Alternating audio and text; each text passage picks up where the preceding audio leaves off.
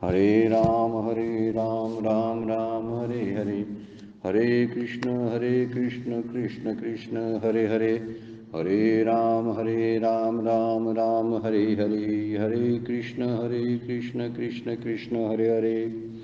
ब्रह्मानन्दं परमसुखदं केवलं ज्ञानमूर्तिं द्वन्द्वातीतं गगनसदृशं तत्त्वमस्यादिलक्ष्यम् एकं नित्यं विमलं अचलं सर्वदेः साक्षिभूतं भावातीतं त्रिगुणरहितं सद्गुरुं तं नमामि।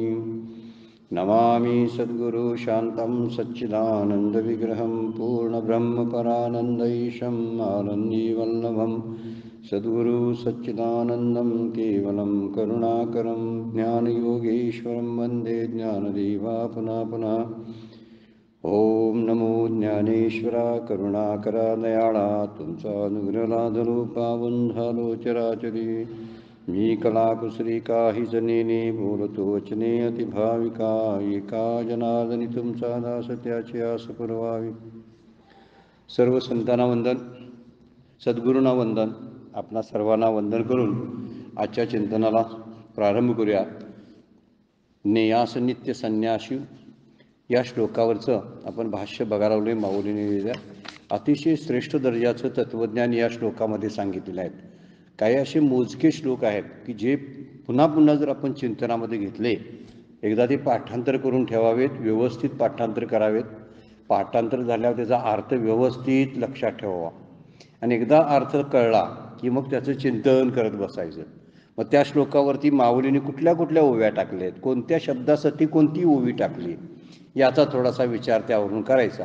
आणि त्या ठराविक ओव्या त्या श्लोकाच्या 2 आहेत किंवा 3 आहेत, त्या श्लोकाला धरून त्या 2 ओव्या 3 ओव्या परफेक्ट करून ठेवायच्या। त्यामुळं आणि एकत्र त्याचा जर संग्रह करून ठेवला तर पुढे जेव्हा आपण वाचनाला घेऊ त्यामुळे निश्चित त्याचा चिंतनासाठी उपयोग होणार आहे। आपल्याला बोलायचं असेल कुठेतरी त्या संदर्भात तर त्या बोलण्यासाठी सुद्धा उपयोग होईल। बोलणं हा गौण भाग आहे, त्याचा खरा भाग आहे आपल्या चिंतनात घेणं आणि आपली सुधारणा त्या चिंतनानं करून घेणं, हा त्यातला मुख्य उद्देश ज्ञानेश्वरीचा आहे, सगळ्या शास्त्र अभ्यासाचा आहे। आणि यातला हा श्लोक जो आहे, दुसऱ्या अध्यायातले सुद्धा काही श्लोक आपण त्यावेळी बघितले होते, त्याच्यावरल्या ओव्या बघितल्या होत्या। यावरल्या सुद्धा 19 नंबर 20, 21, 22, 23 इतक्या या ओव्या ज्या आहेत 24पर्यंत ह्या ओव्या अतिशय चिंतनासारख्या आहेत, चिंतन करण्यासारख्या आहेत। काल आपण 19-20 नंबरची ओवी कालच्या चिंतनामध्ये सुरू होती। अतिशय उच्च दर्जाच्या ओव्या ज्या टाकलेल्या आहेत, म्हणजे विशेष करून ज्ञानेश्वरीच्या वाचकांना किंवा अभ्यासकांना जास्त भावल्या अशा ओव्यापैकी ही एक ओवी आहे की जी ओवी खरंच आपल्या चिंतनासाठी उपयोगी होईल। 12व्या अध्यायामधले माळीये जीव ते नेले तेहू ते निवांतसे गेले, ह्या ओवीचा परिणाम कितीतरी झाला। 9व्या अध्यायामधील तरी झडझडोनी वहिला निगये भक्तीची या वाटेला, अतिशय परफेक्ट ओव्या आहेत। 1-2-4 ओव्यात आयुष्य बदलण्यासाठी उपयोगाला येतील इतक्या सुंदर आहेत, चिंतन करण्यासारख्या आहेत। आपल्याला शक्य झालं तर चिंतन करावं, एखादी ओवी घेऊन त्याचा विचार करत बसावं आणि आपल्या आयुष्याशी कुठेही लावून बघता येईल, मला काय करता येईल या संदर्भात, असा विचार त्यासाठी महत्त्वाचा आहे। आपल्या अंगावर साधना घ्यावी लागते, शास्त्र ओढून घ्यावं लागते आपल्यावर, त्यावेळी त्या शास्त्राचा खरा उपयोग आणि अनुभूती ज्याला आपण म्हणतो त्या अनुभूती यायला लागते। दुसऱ्यांसाठी जर आपण शास्त्र वापरलं तर त्याचा काहीच उपयोग नसतो, कदाचित दुसऱ्याला होईल नाही होईल, पण आपल्यासाठी जर खरा उपयोग व्हायचा असेल तर ओव्या किंवा आचार्यांचे काही प्रसिद्ध श्लोक आहेत, ते श्लोक अंगावर घ्यावे लागतात। अंगावर म्हणजे आता मी तसं करायला लागलोय काय, जी ओवी मी चिंतनात घेतली किंवा जो श्लोक घेतला तसं मी आता वागायला लागलोय काय, आज सकाळपासून माझ्या वागण्यात हा श्लोक कुठं आलाय का, काय मी नुसता पाठ केला आणि आज अवघड गेला मला। ह्यातलं एक जे आहे न द्वेष्टी, मला जमलं नाही आज, काल आज दिवसभरात 1-2-3 लोकांचा मी द्वेष केलाच, मला जरा वाटलंच, त्यामुळे द्वेष्टी शब्द आज मला पचवता आला नाही। आता उद्या जरासा मी प्रयत्न करतो, उद्या मी कुणाचा द्वेष करतोय का मी स्वतःच तपासतो, याला म्हणायचं स्वतःवर ओढून घेणं श्लोक किंवा ओव्या, आणि त्यामुळे त्याचा उपयोग जास्त होतो। ही प्रसिद्ध ओवी आहे, मी माझे ऐशी आठवण विसरले जयाचे अंतकरण, पार्था तो संन्यासी जाण निरंतर। जर आपल्याला कर्मसन्यासाचं एक अधिकारी बनायचं असेल, म्हणजेच ते आत्मतत्वाचा खरंच ज्ञान करून घ्यायचं असेल, तर ह्या ओवीचा वापर सतत करावा. मी पण सोडायचं, माझं पण सोडायचं, आणि निवांतपणे संन्यास पण जे आहे ते घरात बसून आपल्या सगळ्या नातलगांच्या समवेत संन्यासी व्हायचं. किती सुंदर अशी कल्पना. पण कल्पनेचंही सत्यात उतरणं फार गरजेचं आहे. पण काल आपण बघितलेलं होतं की मी माझं, तू तुझं, ह्या गोष्टी आता सुरू असतात. मग मी माझेतून तू तुझ्यात यावं ते, आणि हे तू तुझं सुद्धा त्या तूची सुद्धा बळवण व्हावी. दत्तात्रेयांच्या आरतीमध्ये फार सुंदर आहे बघा. एका जनार्दनी काय दत्तज्ञान, मी तूपणाची झाली बोळवण. मी आणि तूपणाची बोळवण. पहिल्यांदा मीची व्हायला पाहिजे. तू हा शब्द जो आहे ना, तो भगवंतासाठी, ईश्वरासाठी वापरलेला आहे, आणि मी हा शब्द जो वापरलेला आहे तो जीवासाठी वापरलेला आहे. जीवाचं ईश्वरामध्ये विलीनत व्हावं, आणि जीवाचं आणि शिवाचं म्हणजे ईश्वराचं एक ऐक्य जाणवावं. मग मी आणि तूची बोळवण होते. हा 3 टप्प्यावरला प्रवास आहे. त्या ओवीमध्ये नाथाने ती आरती लिहिलेली आहे दत्तात्रेयांची. त्या आरतीमध्ये दिलेलं आहे, एका जनाने श्री दत्त ध्यान, आणि ते पुढे म्हणतात मी तूपणाची झाली बोळवण, आणि काय झालं, एका जनार्दनी श्री दत्त ध्यान. म्हणजे नंतर माझं आणि दत्ताचे ऐक्य जे आहे ते शेवटच्या टप्प्यातला आहे. अगोदर मात्र मीची बोळवण. बोळवण म्हणजे त्याला घालवत राहायचं. मी म्हणून स्वतंत्र काय अस्तित्वात ठेवायचं नाही. म्हणजे जीवरूपानं मी मरायला लागतो. मी जिवंत असताना जर जीवरूपानं जर मेलो, म्हणजे जिवंत असताना जीव जावा. आता हे सगळी कल्पना शब्द बघितले, सगळे इकडे तिकडे आहेत, लक्षात सुद्धा कोणाच्या येणार नाही. पण जरा शास्त्राचा टच ज्याला आहे त्यांना कळेल जीव मरणं म्हणजे काय. तर जीवपणा जावा लागतो. जेव्हा जीवपणा जातो ना, तेव्हा तिथलं जे प्रतिबिंब असतं, ते ज्याच्यामध्ये तो जीवपणा जाणवत असतो, ते प्रतिबिंबच नाहीसं होतं. कारण जीव हे प्रतिबिंब आहे, एका बिंबाचं, कुटस्थाचं प्रतिबिंब आहे. त्यामुळे कुटस्थच खरं आहे ना. मग हा जीवपणात मी जो घोटाळत बसलो ना, त्यामुळं थोडासा मला प्रॉब्लेम येतो. तर हा मी आहे ना, तो मी म्हणजे त्वम शब्द जो वापरला ना, तत्वमसी मधला तो त्वम मी आहे तो, आणि तो मी जायला लागतो. आणि ते मी तू त्वम ते काय आहे, ते तू आहेस. मग ते जो शब्द वापरलाय ना, तो आत्मतत्वासाठी वापरलेला आहे, किंवा शिवासाठी वापरलेला आहे, किंवा आपण त्याला म्हणू ब्रह्म या अर्थानं वापरलेला आहे. म्हणजे जीव ब्रह्मेक शब्द आहे ना, तो त्या अर्थानं आहे. मी आणि तूची बोळवण झाली की ब्रह्मैक्य जे आहे, जीव ब्रह्मैक्य याची जाणीव व्हायला लागते. म्हणून त्याची आठवणच विसरायला पाहिजे ना. म्हणून मी आणि माझं पण, जोपर्यंत मी जाणवतोय ना, तोपर्यंत माझं पण जाणवते. नाहीतर माझं पण जाणवत नाही. सारखा मी आहे. मी म्हटलं की त्या माझ्याला धरल्याशिवाय मी टिकतच नाही. मी जो आहे ना, तो माझ्याच्या आधाराने राहतोय, लक्षात घ्या. त्यावेळी तो माझाचा आधार संपेल, किंवा मीच तो संपवीन टाकेन, त्यावेळी माझ्याचा आधार संपेल. माझं संपलं तर मीच आधार संपेल. दोन्हीपैकी एकामेकावरती ते अवलंबून आहे. त्यावेळी त्याचं मी तूची बोळवण होते. तसा मी देह सुरुवात म्हणतो, मी देह हा अशुद्ध मी आहे. मी देह नाही असा एक पुढचा आहे शब्द. मी देह नाही अशी एक त्याची चिंतनाची आहे. पुढे वाटायला लागते हा माझा देह आहे. माझा देह पण बरोबर आहे, थोडीशी सुधारणा आहे बरं काय. म्हणजे मी देह नाही, सुधारणा झाली, माझा देह आहे म्हणू देत. आणि पुढे जो आहे ते मी देह नाही, मी ब्रह्म आहे. अगदी शेवटची पायरी जी आहे की मी तरी देह नाहीच, मी देह नाही, देह माझा नाही, तर मी ब्रह्मच आहे.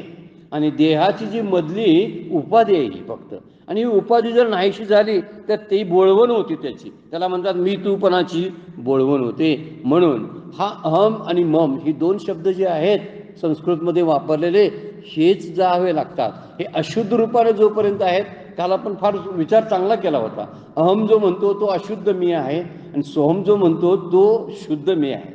शुद्ध मी बदल ते मी, सोहम अर्थाचा आहे ते मी आहे, तो कोण, तर तो शुद्ध आहे. आणि अहम मी असा अहंकारातनं जो बोलतो तो अशुद्ध मी आहे. असा हा मी जो गेला, आणि शुद्ध मीच्या ज्यावेळी आपल्याला लक्षात यायला लागतं त्यावेळी त्यांची आठवण विसरून जाते ना, अशुद्ध मीची आणि नाशवंत असलेल्या माझ्याची. जे माझं म्हणतोय ना ते सगळं नाशवंत आहे. विचार करून बघायचा. ज्याला माझं आपण लेबल लावले ना, नाशवंत आहे. आणि जो मी म्हणतो ना तो अशुद्ध आहे, तो माझ्या अहंकारातून निर्माण झालेला आहे. त्यामुळे दोन्ही जावी लागतील ना, त्याशिवाय ते खरा मी कसा कळायला लागेल. म्हणून इथं माऊलींची 9व्या अध्यायामध्ये फार सुंदर उभ्या, अहम ममतेची या लवड सवडी, मातेन पवतीची बापुडी, जन्म मरणाची या दुथडी डहुळती ठेली. अशी एक ओवी फार सुंदर आहे. अहम आणि मम येती, मम असा 2 शब्द वापरल्यात, अहम आणि मम. या दोन्हीमुळं अहममतेची या लवड सवडी, म्हणजे या गडबडीमध्ये, ही गडबड सगळी झालेली आहे, त्या गडबडीमध्ये मातेन पवतीची बापडी याचाच विचार सतत केल्यामुळं अहम आणि मम, म्हणजे अहम म्हणजे मी आणि मम म्हणजे ममता जी आहे, त्या ममतेचा विचार केलेला असेल तर तो दोन्ही विचार गेले पाहिजेत. मातेन पवतीची बापुडी, हे बिचारी जीव आहेत ना, ते गटांगळ्या खाईत बसलेले आहेत, माझ्याकडे येतच नाहीत. कशामुळं? अहममतेची लवड सवडी, सारखं मी माझं असंच सारखा त्यांचा घोष चालू असतो, म्हणून ते माझ्यापर्यंत येऊ शकत नाहीत. मग कुठे जातात? तर जन्म मरणाची या दुथडी, ही एक नदी आहे संसाराची, आणि एका बाजूला जन्म म्हणायचं आणि दुसऱ्या काठाला मरण म्हणायचं. ही 2 काठाची नदी आहे. एका पात्राच्या एका बाजूला जन्म म्हणतात, पात्राच्या दुसऱ्या बाजूला मृत्यू म्हणायचा. तर जन्म मृत्यूची या दुथडी डहुळती ठेली, तर तिकडं जायचं, तिकडून इकडे यायचं, तिकडे जायचं, इकडे यायचं, सारख्या येरझाऱ्याच घालायच्या, कुठं स्थिर राहू शकत नाही. आणि कशामुळं? तर जन्माला यायचं, मरायचं, परत जन्माला यायचं, परत मरायचं, हे जे आहे हे सुरूच राहतं. त्यामुळं खरा जो जुनाट असलेला जो मीच आहे ना, तो जुनाट मी म्हणण्यापेक्षा जुना खरा आहे तोच खरा आहे, तो कळायला पाहिजे. आणि हा जो आता निर्माण झालाय ना, तो जायला पाहिजे. हा आगंतुक आलेला मी आहे. खरी गोष्ट बघा, खरा मी आहे ना, तो मुळात मूळचा आहे. तो कुठं आहे? हृदयामध्ये राम असता सर्व सुखाचा आराम, असं माऊलींनी वर्णन केलेलं आहे. तो राम कुठं आहे? तो हृदयामध्ये आहे, तो खरा आहे. पण जो वर आहे ना, तो आगंतुक आलेला पाहुण्यासारखा आहे, त्याला घालवायला पाहिजे. आणि घालवलं ना तर आपल्याला एकत्वाची जी आहे ती जाणीव व्हायला लागते. मी एकमेव द्वितीय आहे याची जाणीव व्हायला लागते. सिक्कीध्वज एक राजा होऊन गेला, काही कथा आहे त्याची. त्याची बायको राणी, चुडाला नावाची राणी होती. फार ती आत्मज्ञानी स्त्री होती, आत्मज्ञान प्राप्त केलेली स्त्री होती. त्याने ती राज्यावर राणी म्हणून जगत होती. तो सिक्कीध्वज राजाला सुद्धा अचानकपणे असं वैराग्य प्राप्त झालं, आणि तो आता उठला आणि म्हटला, मला इथं राज्यात राहायचं नाही, हा राज्यकारभार तू बघ, मुलांनी बघा, मी आता निघालो अरण्यामध्ये. आणि जाऊन राहायला लागला. मग तिथं जाऊन झोपडी बांधली, काही कपडे वपडे घेऊन जाऊन केला. शेवटी बायकोला लक्षात आलं, चुडाला राणीला, हा काय करायला लागलाय सगळं राज्य टाकून तिकडे जाऊन. म्हटली, कशासाठी इकडे आलाय? तर म्हटले, मी सोडलं सगळं. म्हटले, मला नको आहे. काय सोडलं तुम्ही? म्हटले, तुम्ही राजवाड्यात राहत होता, तेच इथं झोपडी देऊन राहायला लागलाय. राहणं चालूच आहे ना, म्हणजे आधारासाठी तुम्ही राजवाड्याला सोडून आधारासाठी झोपडी बांधली. तिकडं राजवस्त्रांचा त्याग केला, आणि इकडं कसली का असना संन्यासाची वस्त्र नेसायला लागलायच ना. म्हणजे वस्त्र टाकलं का? नाही, आहे तसंच आहे. मग आता तुम्हीच राजवस्त्र घेऊन व राजवस्त्र पांघरून आणि राजसिंहासनावर बसून राज्य चालवल्यामुळं तुमचं काय जायला लागलंय? तुम्ही माझं राज्य नाही असं समजून राज्य करा. हे जेव्हा तत्वज्ञान त्या राजाला, सिक्कीध्वजाला सांगितलं, त्याला शेवटी ते पटायला लागलं आणि राजवाड्यामध्ये आला आणि माझं राज्य नाही अशा भावनेनं राज्य करायला लागला. कुठं बाधलं त्याला? काहीच बाधलं नाही. आणि हीच गोष्ट जनक राजाच्या बाबतीमध्ये आहे बघा. जनक राजाने सुद्धा तसंच केलेलं आहे की त्यांनी अहम ममतेचा त्याग केला आणि राज्य चालवलं. हे राज्य असा प्रपंच, त्यांची मोठमोठी राज्ये होती, आपला छोटा का असाना प्रपंचच आहे. मग त्या प्रपंचाचे आपण राजेच आहोत ना.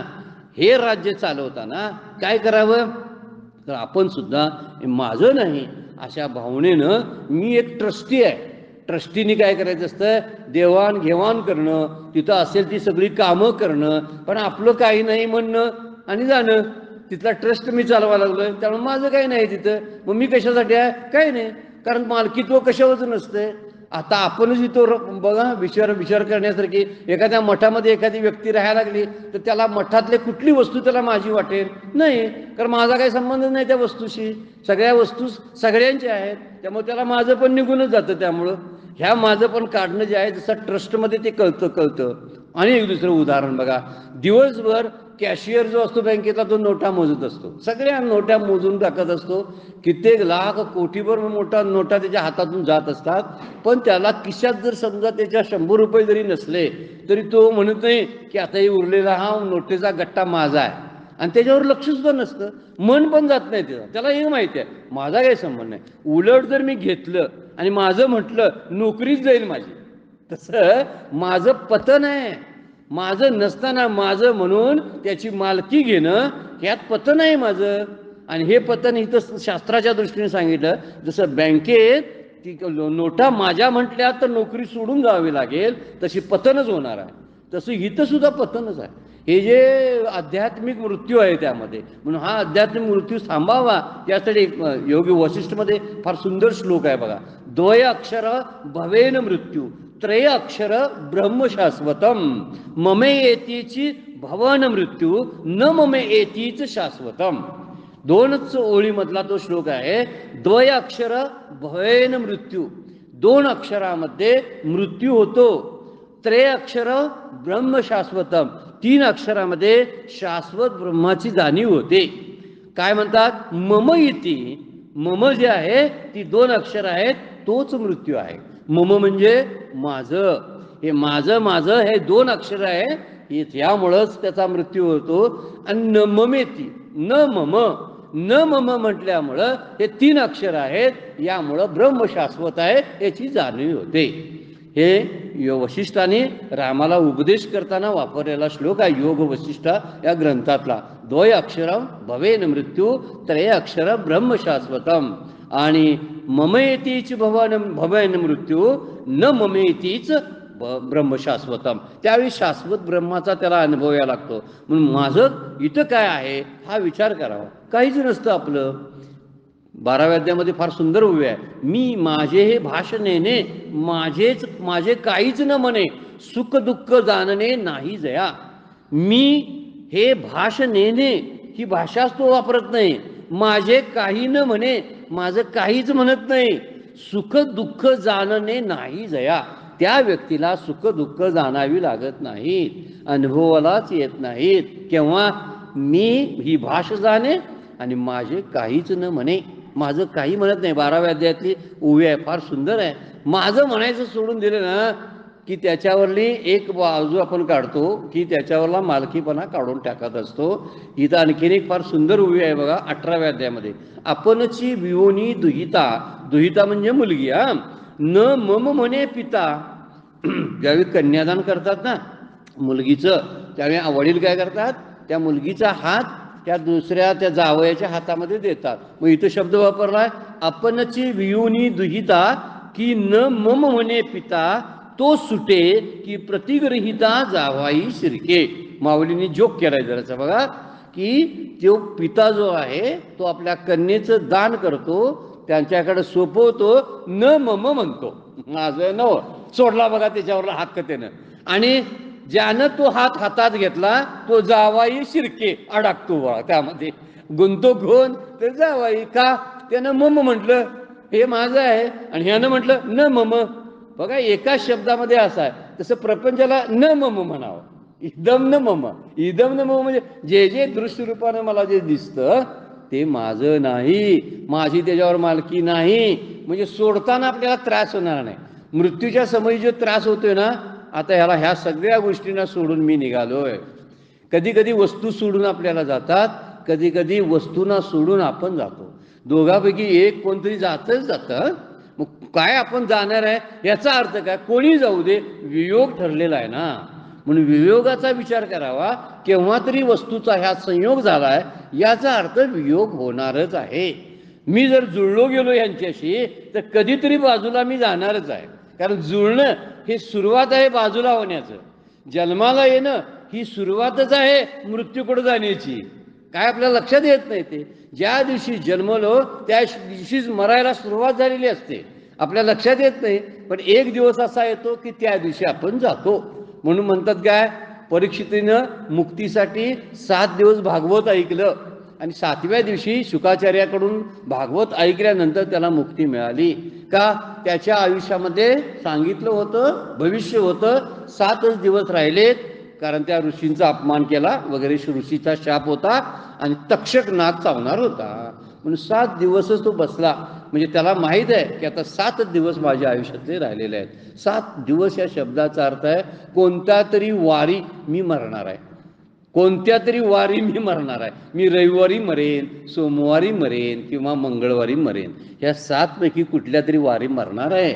आपल्याला फिक्स माहिती आहे कधी मरणार आहे, तर कुठल्या तरी वारी मरणार आहे. आपण कुठल्या वर्षी म्हणायलाच नको, कितव्या वयात म्हणायला नको. म्हणून इथं म्हणलेलं आहे की जो पिता एखाद्या कन्येचा हात दुसरीकडे, आपल्या कन्येचा हात दुसऱ्याच्या हातात देतो, त्यावेळी तो तिचा मालकीपणा सोडतो. ज्यानं ते धारण केलं तो त्याच्यात गुंतून जातो. म्हणून प्रापंचिक एखादा असतो त्याला वाटते गोळा करून मी सुखी होईल, पण पारमार्थिक आहे त्याची ज्याची आसक्ती संपलेली आहे, ज्याचं माझे पण संपलेलं आहे, तो म्हणतो सोडल्यामुळे सुखी होतं.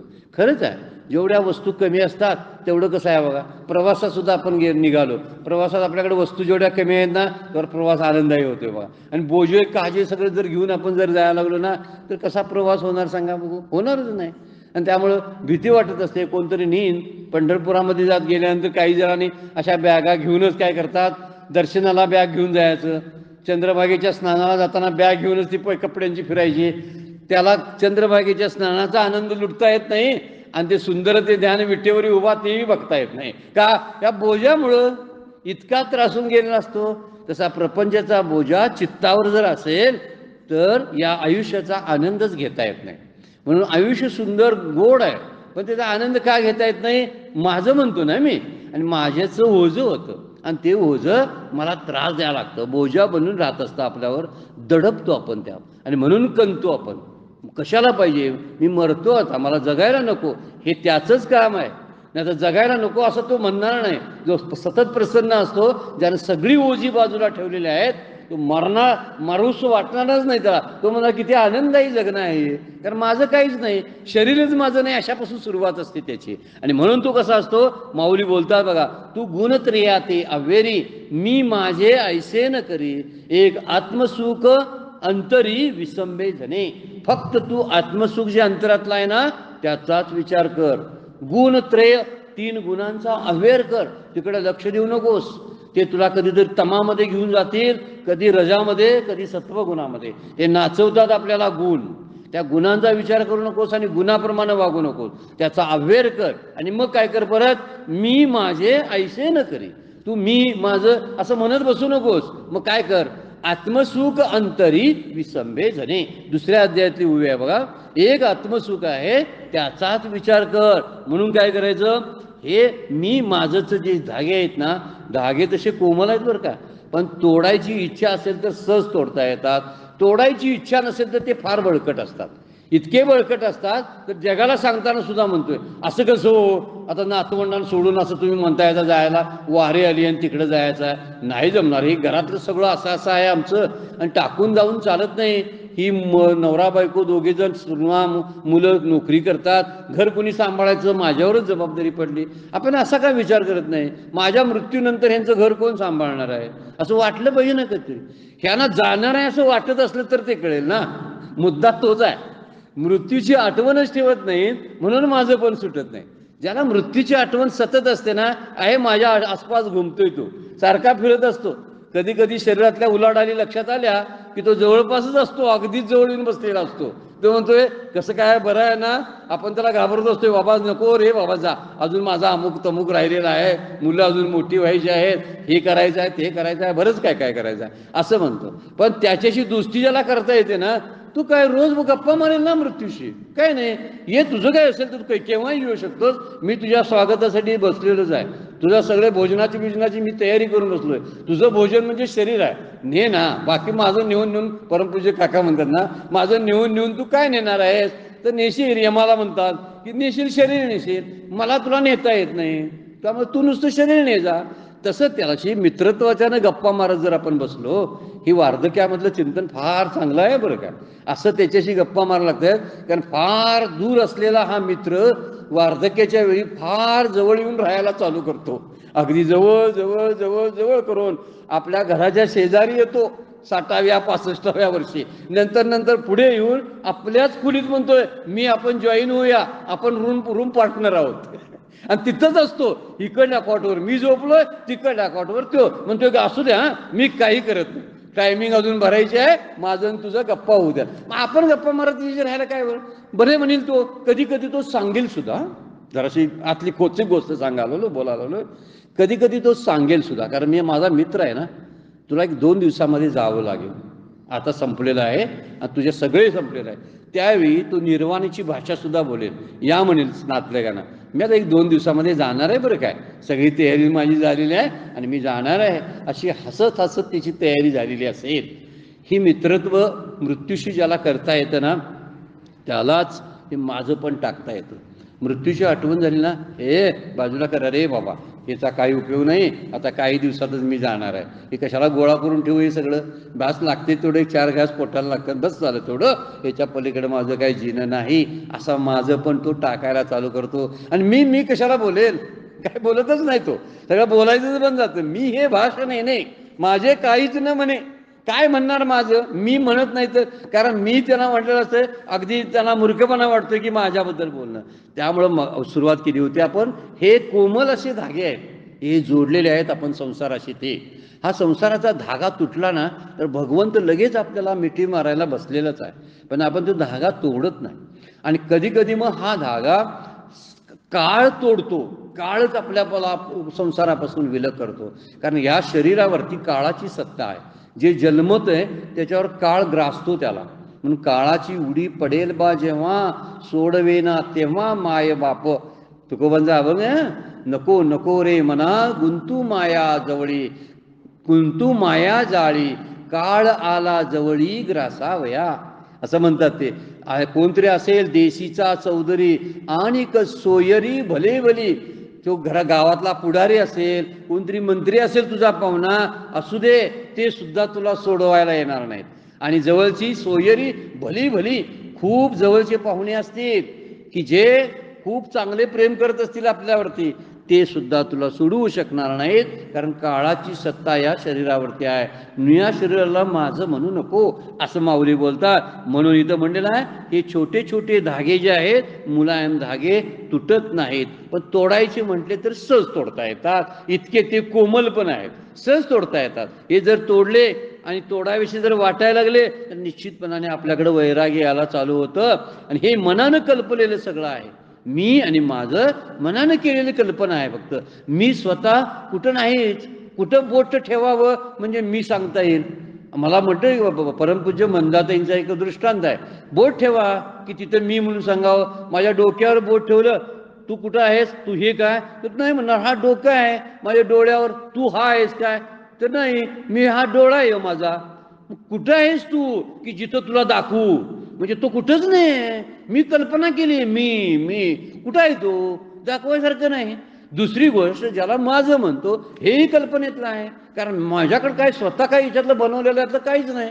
मोबाईल मी कुठं तयार केला, तो माझा म्हणायला पाहिजे, नुसतं म्हणतोय मी ते माझा माझा, पण कुठे मी बनवलेला, मी येताना कुठे बरोबर घेऊन आलेलो होतो, काही नाही, काही कपडे आणले नाहीत, काय आणलं नाही, नाव आणलं नव्हतं, सगळी उसनवारी आहे सगळी. आणि उसनवारी असताना सुद्धा लोकांचं उसनवारी फेडताना सुद्धा रडायचं का सांगा बघू, आणि माझं माझं म्हणायचं का. ही कसं आहे, लुच्चेगिरी आहे का नाही, फसवेगिरी आहे की नाही, जे माझं नसताना त्याच्यावरती माझा अधिकार मी गाजवतो आणि त्याला संसाराला म्हणायचं हिसकावून घ्यायचं, हे माझं आहे तुझं नाही. अरे पण तो म्हणतो मी तुला दिलं होतं, तू जन्माला आलास त्यावेळी सगळं इथं येऊन घेतलं सगळं, आणि आता तू मला द्यायला पण तयार नाहीस, मग हिसकावून घेतो मग तुझ्याकडनं, म्हणतात ते. मग तू शहाणा आहेस ना, तोपर्यंत विवेक वापर आणि माझं मला देऊन टाक संसार म्हणतो. संसाराचं एकदा दिलं ना झालं, आपण भगवंताला प्रिय झालो, कारण संसाराचं संसाराला देणं, संसार घेऊन भगवंत काय आपल्याकडे येऊ शकत नाही. आपण एवढाच जड संसार आहे, तो घेऊन मी देवाकडे भेटायला जाऊ शकत नाही, त्यासाठी त्याला बाजूलाच ठेवायला लागेल. ठेवला तरच नाम घेता येते, नाही तर घेताच येत नाही. बघा की सकाळी बसून आपण नामाला, हे जे ओझं आहे ना आतलं, ते इकडं काढून ठेवायला लागतंय, तरच नाम व्यवस्थित चालतंय, तरच ध्यान जरा जरा लागायला चालू होते. नाहीतर नाही, ओझं घेऊन बघा ध्यानाला असं दडपून टाकते, नामाला असं काय करतंय, कुरतडतंय. ते ओझं जे असतंय चित्तावरलं, ते प्रपंचाचं ते ओझं म्हणजे माझेपणाचं ओझं, ते हळूहळू हळूहळू कमी व्हायला पाहिजे. म्हणून या परिग्रहातून बाहेर पडणं, मी आणि माझे या परिग्रहातून बाहेर पडणं, मुख्य गोष्ट ती आहे. म्हणून किती दिवस या मृगजळाच्या पाठलागामध्ये राहायचं, त्यामध्ये पारमार्थिक मृत्यू असतो. खरी गोष्ट आहे, मागच्या एका चिंतनामध्ये आपण बघितलेलं होतं की मृगजळ जे दिसतं एखाद्या हरणाला, पाणी दिसतं पुढं पुढं, याला कारण काय आहे, कशामुळं दिसतं, तर आहे म्हणून तर नाही.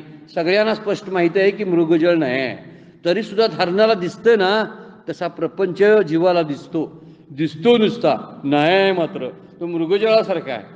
हे मृगजळ दिसण्याला कारण हरणाची तहान आहे. मृगजळ सूर्य कारण नाही. सूर्याचा काय संबंध आहे, सूर्यानं मृगजळ तयार केलंय. आता त्याच्या सत्तेवर दिसतंय, मग दिसतंय म्हणून काय सूर्याचं नव्हे, तसं ईश्वरानं हे जग नाही.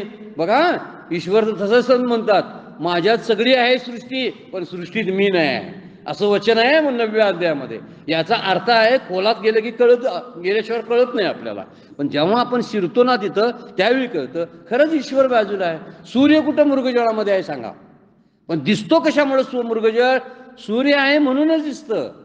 पण सूर्य हा कदाचित नुसताच आहे निमित्ताला, बाकी कारण काय नाही. त्या हरणाची तहान कारणीभूत आहे. ते तहानलंय म्हणून त्याला बघेल तिकडं पाणीच दिसतं. तसा जीव हा त्रासलेला आहे, अनेक जन्मामध्ये आसक्तीनं ग्रासलेला आहे. त्याला दिसेल तिकडं माझं माझा माझा माझा प्रपंचच दिसायला लागतो.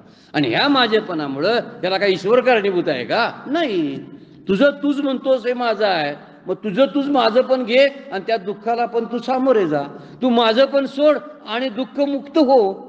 दुःखातली मुक्ती म्हणजे आत्यंतिक निवृत्ती ज्याला आपण म्हणतात, तीच मुक्ती आहे. म्हणून प्रपंच सत्य वाटण्याला सुद्धा सृष्टी कारण नाही, ईश्वर कारण नाही, तर जीवाची आसक्ती कारण आहे. जसं मृगजळ दिसण्याला हरणाची तहान कारणीभूत आहे, तसं ही सृष्टी सगळी जी दिसतं, प्रपंच सत्य वाटतो, हे सत्य वाटण्याला कारण सृष्टी नाही, तर जीवाची आसक्ती आहे. माझी आसक्ती आहे म्हणून मला ते दिसतं सगळा प्रपंच सत्य म्हणून नुसतं सोडून चालत नाही. तर माऊली म्हणतात त्याची आठवण सुद्धा विसरली पाहिजे. म्हणून माऊलींनी फार सुंदर, मी माझे ऐशी आठवण विसरले जयाचे अंतकरण, त्याची आठवणच विसरलं पाहिजे. आणि तो संन्यासी आहे. कर्म संन्यासी कोणता, तर हा. आणि हे जगणं संन्यास घेण्यापेक्षा फार सोपं आहे. कधी कधी विसरलो आपण तर चालतंय, कधी कधी भोगवृत्ती निर्माण झाली तर संन्यास घेऊन भोगवृत्ती निर्माण होऊन चालणार नाही. तो भ्रष्ट संन्यास आश्रमाचा आपण अपराध केला.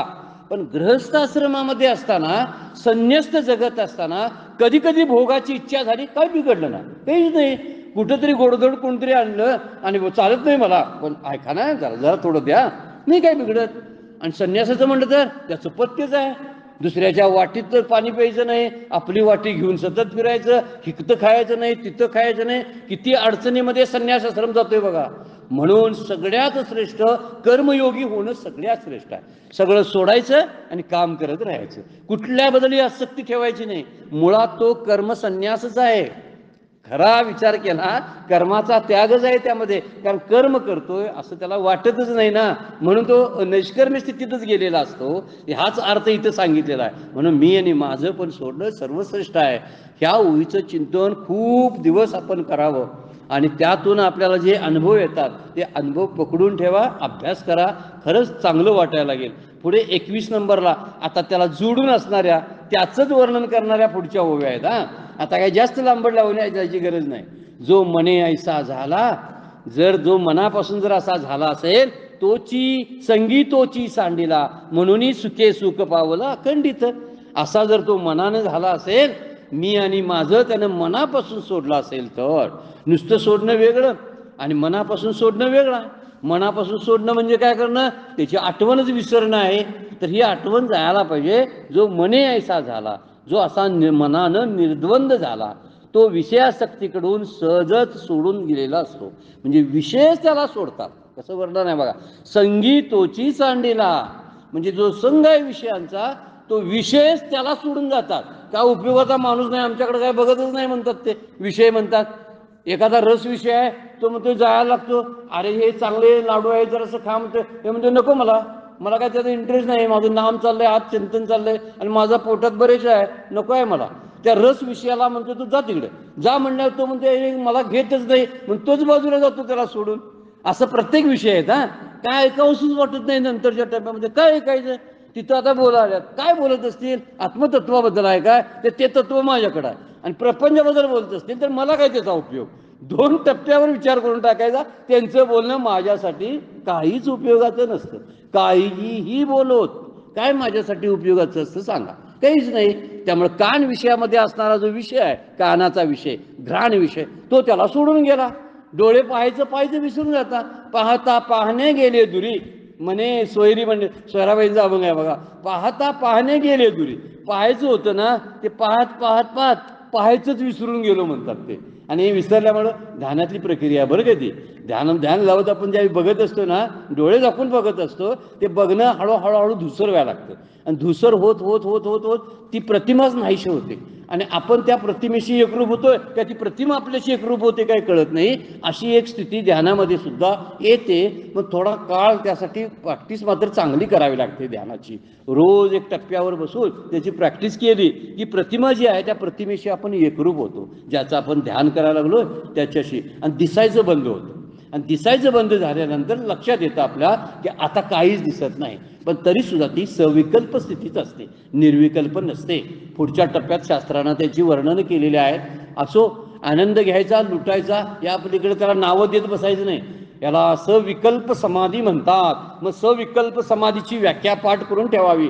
काय करायला, जर मला सविकल्प समाधीचा अनुभवच येत असेल तर तिची व्याख्या मला कशाला पाहिजे, पाठ सांगा ना.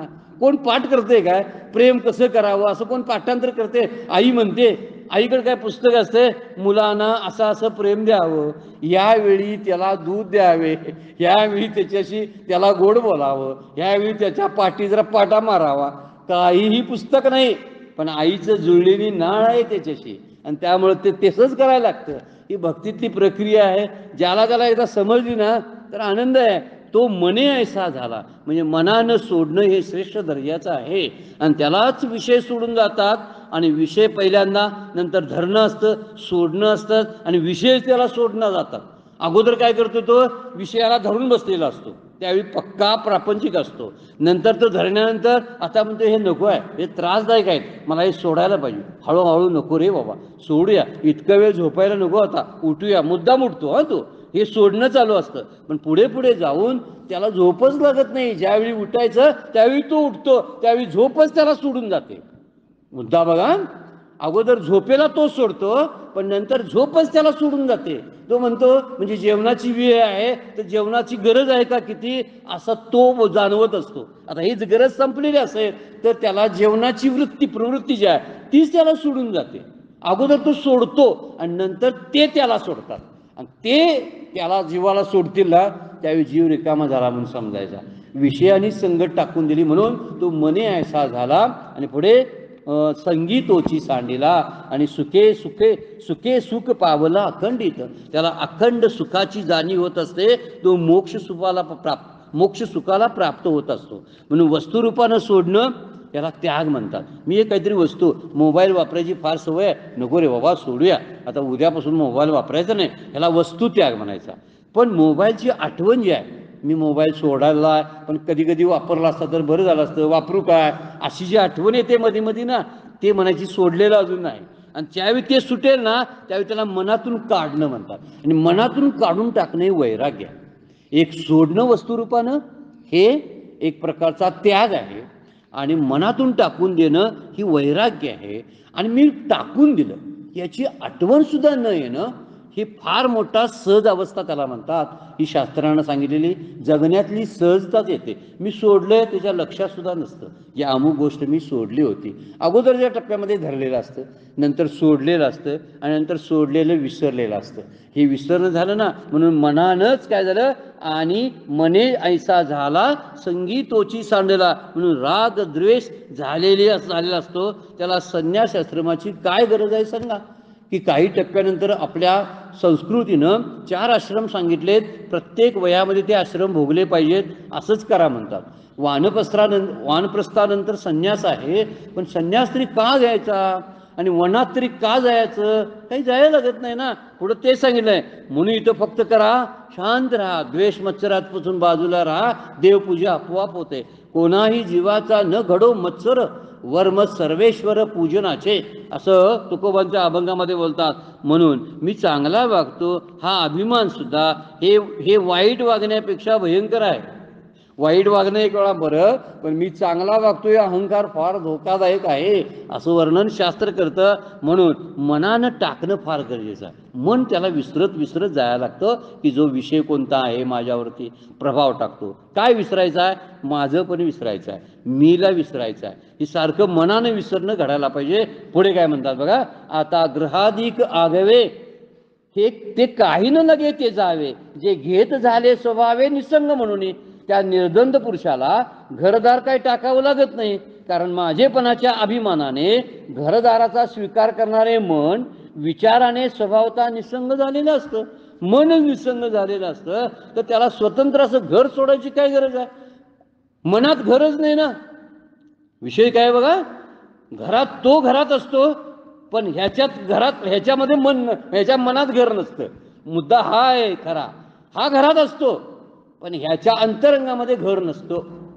ज्यावेळी आतलं घर सुटेल ना त्यावेळी तो निसंग झाला. घरात राहून सुद्धा निसंग होतो. म्हणून वनात जाऊन सुद्धा जर घराचं चिंतन करत असेल तर घर सोडलेल्याचा काय फायदा होणार आहे सांगा बघू? काहीच नाही. वनात गेला पण घराचं चिंतन करायचं, मग घर सोडायचं कशाला? हे वर्णन कसं केलंय बघा. एकनाथी भागवत काय म्हणते बघा, सकळ सांडूनी वना गेला, वनी वनिता चिंतू लागला. म्हणजे बायकोची आठवण तिथे यायला लागली. तो त्यागाची बाधकत्व आला, उलटोनी पडला परिग्रही. परत आणि परिग्रहातच अडकला ना. गेला वनात, पण वनात जाऊन वनिता चिंतनाला लागला. वनिता शब्दाचा अर्थ आपण प्रपंच घेऊया. बायको पुरता मर्यादित न घेता सगळा प्रपंचच परत आठवायला लागला ना. दुसरं काय करायला लागला? म्हणून इथं म्हणलं घराच्या ठिकाणी असू दे ना, मनातलं घर काढता आलं पाहिजे. हे जर मनातलं घर आपल्याला काढता येईल, त्याच वेळी ज्ञानेश्वर महाराजांचा गाथेमध्ये एक अभंग फार सुंदर आहे बघा. पूर्ण अभंग वाचण्यासारखा आहे, सुंदर आहे. का सांडीशी ग्रस्त आश्रम, का सांडीशी क्रियाकर्म, कासया सांडीशी कुळीचे धर्म, आहे ते वर्म वेगळेची. अरे ते सोडलं म्हणतोस ना, ते जे आहे ते वेगळंच आहे. हे कुलधर्म सोडलंस, हा ग्रस्ताश्रम सोडलास, क्रियाकर्म सोडलंस, पण जे आहे ना ते सुटायचं राहिलंयच तुझ्याकडं. हे जे म्हणतात ना ते खरी गोष्ट आहे. म्हणून ईश्वर सृष्टीने निर्माण केलेल्या गोष्टी आहेत ना आपल्याला बाधक ठरत नाही. घर हे ईश्वर सृष्टीतलं आहे, पण जीवसृष्टी म्हणतं, जीवसृष्टी त्याला मात्र माझं म्हणतं. ईश्वराने निर्माण केलेली सगळी सृष्टी आहे. मग ईश्वराला काय त्याचा काय अपराध आहे का? तुम्हीच म्हणा लागला त्याला माझं, त्याला ईश्वर काय करेल? आणि माझं म्हणता आणि दुःखाच्या ह्या चक्रामध्ये जन्म मरणाच्या अडकून बसला. ते तुमचं तुम्ही ठरवा असं ईश्वर बोलता. म्हणून जीवसृष्टीच खरी बाधक आहे. जीवसृष्टी ही कल्पनेतली ती बाधक असते. म्हणून तुकोबा सुद्धा म्हणतात, न लगे जावे काही वनांतरा, सुखे येतो घरा नारायण, ठाईचं बैसुनी करा एक चित्त, आवळे आनंद आळवावा, रामकृष्ण हरी विठ्ठल केशवा, मंत्र हा जपावा सर्व काळ, याविना अनिक असता साधन, वाहत असे आन विठोबाचे. तुकाराम महाराज म्हणतात काय बघा, ह्याच्यापेक्षा दुसरं साधन नाही. बसा मांडी मारून आणि तिथंच तुम्हाला मुक्तीचा अनुभव येईल. तो घरात आहात की मठात आहात, मंदिरात आहात की जंगलात आहात, काहीही संबंध ठिकाणाचा नाही. तुम्ही कोणत्या स्थितीत आत आहात ही स्थिती फार महत्वाची. बाहेरची स्थिती काहीही उपयोगाची नाही आणि ती फारसा प्रभाव टाकत नाही. खरा प्रभाव जो आपल्यावरती पडतो ग्रहाधिकांचा नाही. ग्रहाधिक आगवे ते काही न लगे ते जावे, काही तेजायची गरज नाही. जे घेते झाले स्वभावे निसंग म्हणून. माऊलींनी फार सुंदर वर्णन केलेलं आहे. पुढे एक आणि 2-3 ओव्या राहिलेल्या आहेत, नंतरच्या चिंतनामध्ये आपण बघूया. वेळ संपलेली आहे. आजची सेवा सद्गुरूंच्या चरणी भगवान ज्ञानेश्वरांच्या चरणी अर्पण करतो. विराम घेऊया. पुंडलिक वरदारी विठ्ठल श्री ज्ञानदेव तुकाराम.